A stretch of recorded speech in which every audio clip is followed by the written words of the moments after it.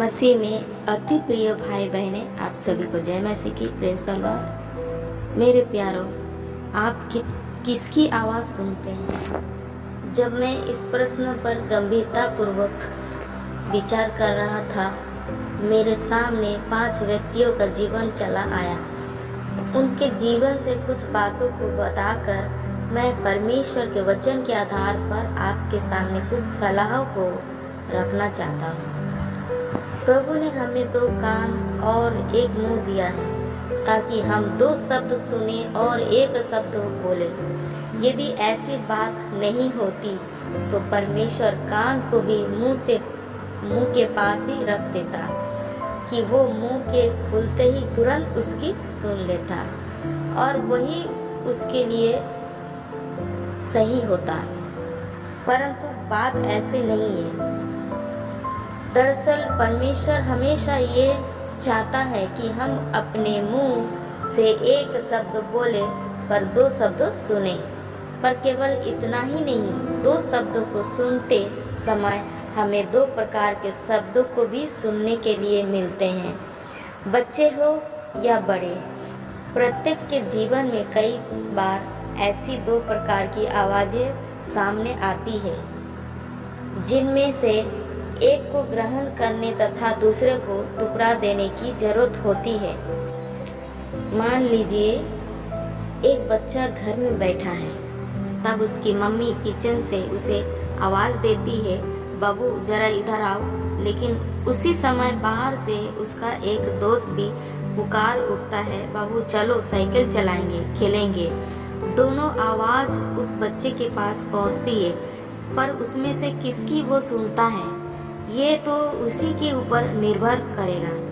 प्यारो, ये तो एक छोटी सी मिसाल है, परंतु छोटे बड़े, नए पुराने, प्रत्येक के जीवन में कदम कदम पर अनेक प्रकार की आवाज़ सुनने के लिए मिलती है। पर जैसे चुनावी दौड़ में कई प्रतिशाही अपने विचार विमर्शों को आपके सामने लाते हैं।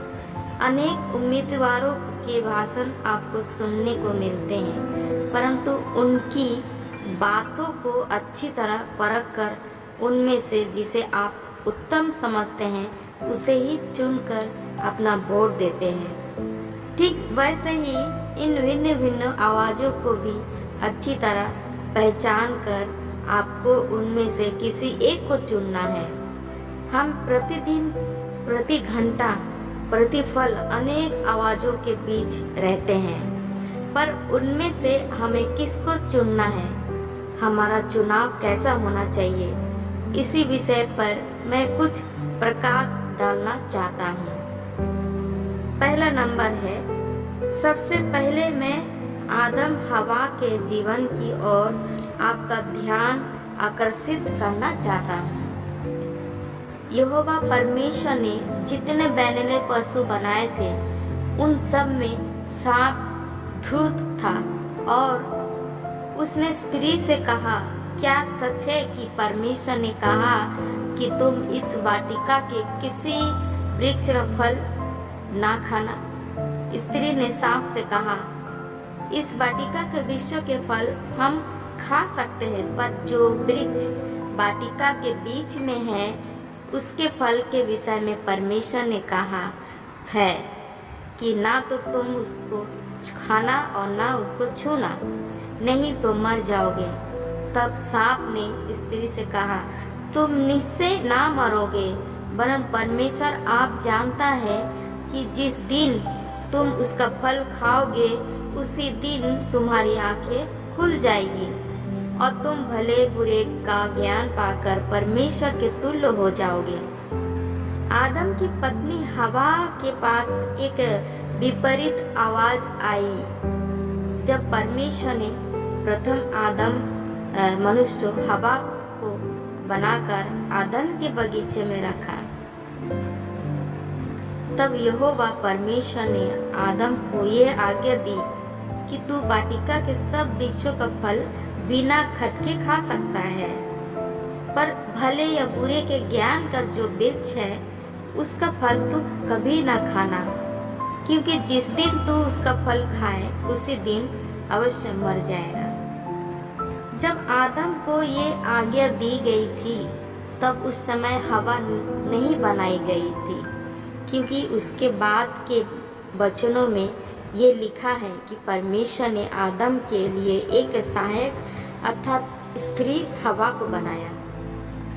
जब आदम अकेला था तभी उसे ये आज्ञा दी गई थी और आदम ने उस आज्ञा को अपनी पत्नी हवा को भी सुनाया, क्योंकि अगर वो हवा नहीं सुनाया होता तो हवा साफ से नहीं बोलती कि परमेश्वर ने क्या कहा है। कई लोग इस वर्जित फल के विषय बात करते हुए अपने लिए ऐसे बहाने बनाते हैं कि मेरे लिए परमेश्वर की अमुक आज्ञा नहीं है, परंतु याद रखें परमेश्वर का संदेश हमेशा आपके पास सीधा नहीं चला आएगा। कभी कभी वो किसी भी माध्यम के द्वारा प्रत्यक्ष रूप में आप तक पहुंचेगा, जैसा कि परमेश्वर ने आदम से बातचीत की और फिर आदम ने अपनी पत्नी को भी उसके विषय बताया कि परमेश्वर की यह विधि नियम कानून हमारे लिए है। आदम के द्वारा परमेश्वर की आवाज़ हवा तक पहुंची, फिर सांप के भेष में धूर्त सांप शत्रु शैतान की आवाज़ भी हवा के पास जा पहुंची। भाई बहन, हम भी इस दशा में कई बार चले आते हैं। वचन सुनने के समय या गीत गाने या किसी व्यक्ति से बातचीत करने समय हम परमेश्वर की स्पष्ट इच्छाओं को पहचानते हैं। भले परमेश्वर हमसे सीधी सीधी बात ना की हो, पर इसके बावजूद परमेश्वर की आवाज़ किसी न किसी तरह हमारे पास पहुंचती है। परंतु बीच में एक और आवाज़ चली आती है, परमेश्वर की बातों पर शक पैदा करने के लिए। बेशक वो आवाज़ शैतान की ओर से होती है, जिसे हम पहचानने की आवश्यकता है। यदि हवा उस दिन उस आवाज़ को पहचान गई होती कि ये आवाज़ मेरी आत्मा का विरुद्ध शत्रु शैतान की ओर से है, जो मेरे आत्मिक जीवन को बर्बाद कर देना चाहता है, तो वो इस भयंकर पाप में नहीं गिरती और आज लोगों की हालत या इस पृथ्वी की दशा ऐसी नहीं होती। कई बार हमारे सम्मुख परमेश्वर की आवाज़ बहुत ही स्पष्ट रीति से सुनाई पड़ती है, पर बीच में एक और आवाज़ भी तुरंत चली आती है, जो परमेश्वर की आवाज़ जैसी ही लगती तो है, पर उसके साथ धूर्तता भी जुड़ा हुआ रहता है, क्योंकि शैतान बड़ा धूर्त है। याद रखें, चाहे किसी भी व्यक्ति के द्वारा आपके आत्मिक जीवन को ठंडा करने की बातें यदि धूर्तता के साथ आपके पास पहुंचती है, तो वो शैतान की आवाज़ है। यदि कोई ऐसी सलाह आपको देता है तो आप जान लीजिए कि वो परमेश्वर की आवाज़ नहीं है, क्योंकि उसके परिणाम स्वरूप आपके आत्मिक जीवन में ठंडापन चले आने की पूरी संभावना है। यदि आपके सहकर्मी या भाई या मित्रों या किसी भी घनिष्ठ व्यक्ति की सलाह के कारण आपके आत्मिक जीवन में ठंडापन या एक प्रकार की सुस्ती अरुचि की भावना चली आती है, तो पहचानिए कि वो आवाज़ परमेश्वर की ओर से नहीं है। कौन सी आवाज़ आप सुनने जा रहे हैं? आपकी आत्मा को आग जैसा रखने वाली आवाज़ या आपके आत्मिक जीवन को ठंडा या सुस्त कर देने वाली आवाज़? दोस्ती अच्छी बात है, हर कोई चाहता है कि मेरे बहुत से दोस्त रहे। मैं हमेशा हर जगह दोस्तों से घिरा रहूं। हो सकता है कि आपके दोस्त आपकी भलाई चाहते हुए दिखाई पड़ते हैं, पर यह भी संभव है कि वे मन ही मन ये सोचते हो कि कहीं आपकी आंखें न खुल जाए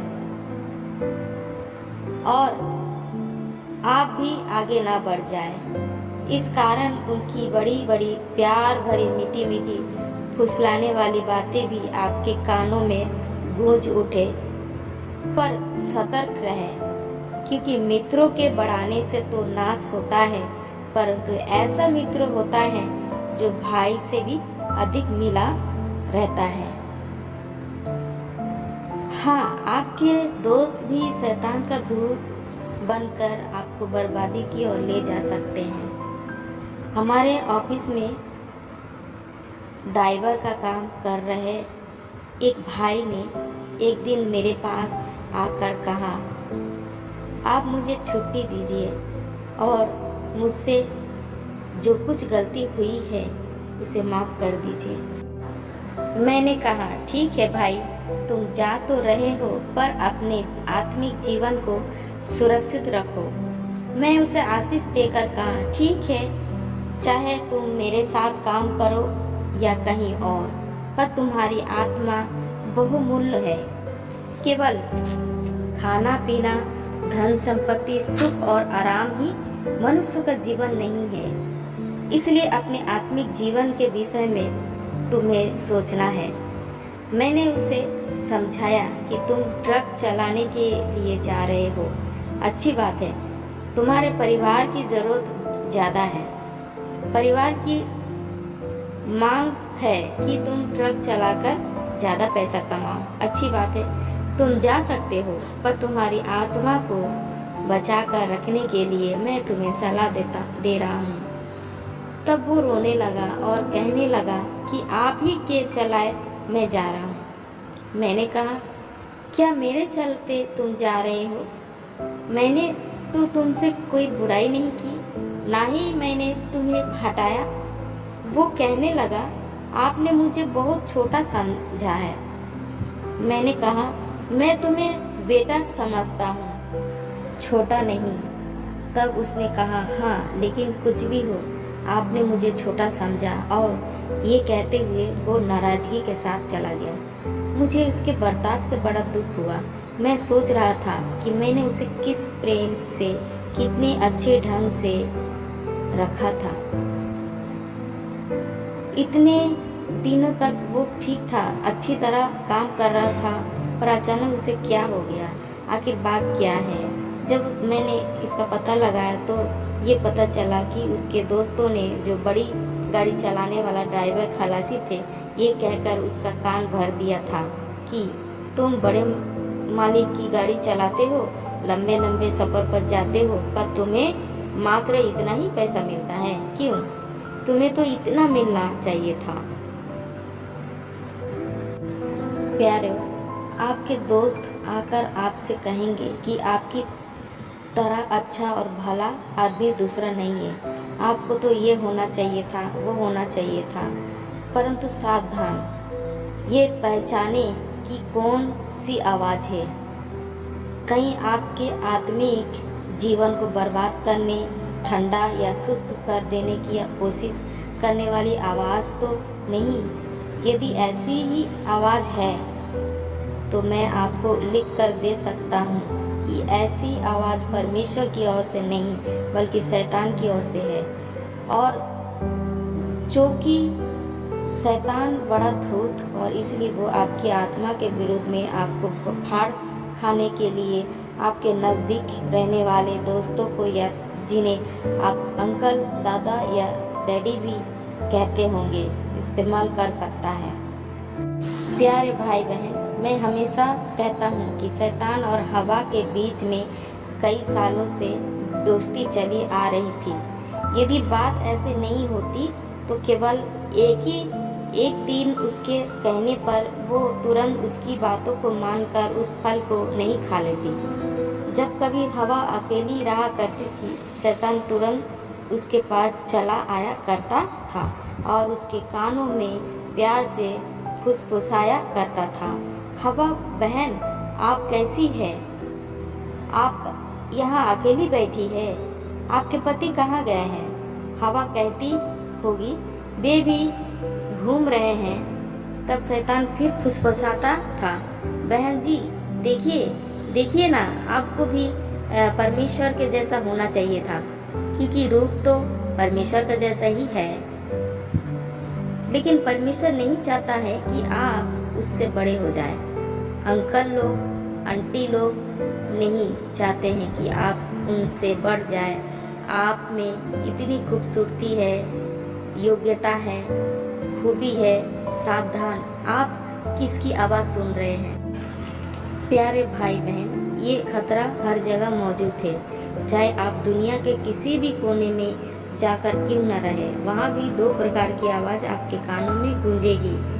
लेकिन ये अच्छी तरह समझ लीजिएगा कि जो आवाज़ आपके आत्मिक जीवन को सुस्त और ठंडा कर देती है, वो आवाज़ कदापि परमेश्वर की तरफ से नहीं है, नहीं है, नहीं है।